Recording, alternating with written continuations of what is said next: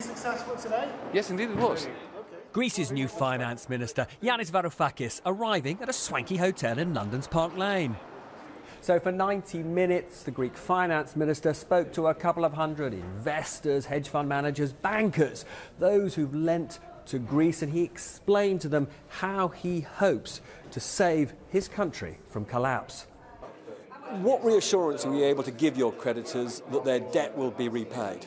This is the strange kind of alliance that we're forging here tonight between a left-wing government and the financial sector, odd bedfellows in the middle of a depression. These are the times that we live in.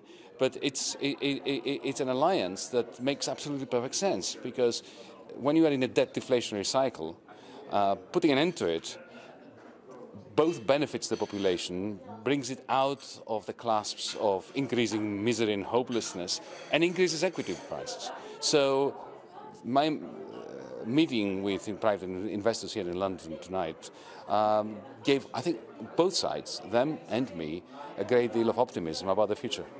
The fact that we are constantly in the headlines for 5 years. Britain isn't in the Eurozone, of course, but Mr Varoufakis called in for a cup of tea with the Chancellor today because he believes the British government shares his view that the bailout deal imposed on Greece by Germany, Brussels and the IMF is unsustainable.